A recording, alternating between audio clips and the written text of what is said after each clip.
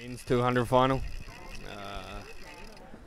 The first guy we're going to see on the start line is Daniel Gregg from Australia. Some of you will remember Daniel from a few years ago. He was a junior world champion. Then he switched his focus on the ice, but now he's back on the inlines as a way. I'm sure he wants success on the inlines too, but it's also a way of training for the Winter Olympics. Similar style to Bart and Alexei and Michel and those top guys that are doing both. Next up from Germany we have Matthias Schwartz. He was second in this 2 years ago. He had a real bad injury earlier in the season, so he's made an improvement from there. Powerful guy, fast feet. Yeah, we call him the sewing machine because he has so fast feet. Super fast start, super fast acceleration. You know, his background, he started quite late as an inline skater, but he was coming from ice hockey, so that's why he has an outstanding acceleration. Next up we have Silva from Chile. He won this event down in Cali. So super, and again one of the strong Chileans, very, very fast out of the blocks. Times are a lot faster than this morning. It's maybe for a couple of reasons. Maybe skaters are learning the track better. Maybe there's more heat in the road. Or it's just maybe a bit of adrenaline with finals time. Yeah, next one we have the first Mulder up. Yeah, you know, he also had bad luck with an injury. He broke his arm, his wrist, and he didn't have all the training in he wanted. Super powerful, you know, we know him from ice skating. He's also world champion on the 500 meter in ice skating, and also, you know, looking for a medal at the Olympics this year in Sochi. So this is basically one of his preparation on the way to Sochi. He was actually wearing a suit from ice skating, just with the long legs cut off it.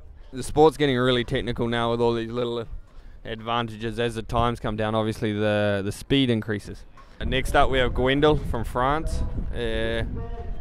Maybe a better 500 skater than a 200 skater, but shows that he's on the way here to being good for the 500 tomorrow. Really smooth through the corners. He didn't race a lot on the track, so maybe he had to focus more on the road.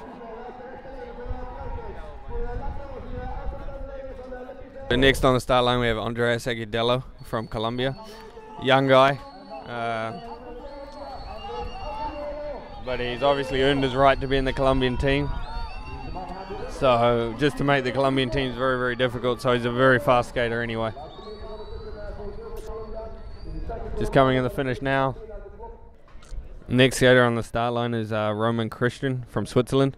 Yeah, he looks like spaceman. I guess you can see who the coach is. It's Kalen Dobbin. You know, he finished 6th in the qualification, which was quite impressive already for him. And so if he can pull one off, that's pretty exciting for him. Really fast start, good corners. See where can bring him.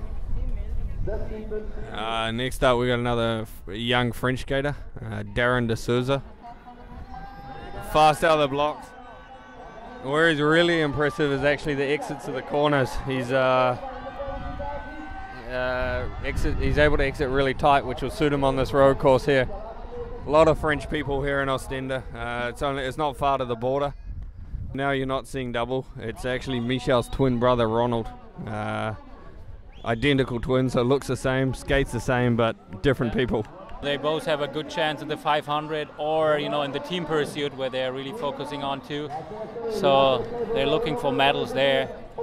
And right now he's a little bit faster sprinter of the two guys. Pedro Calcil from Colombia.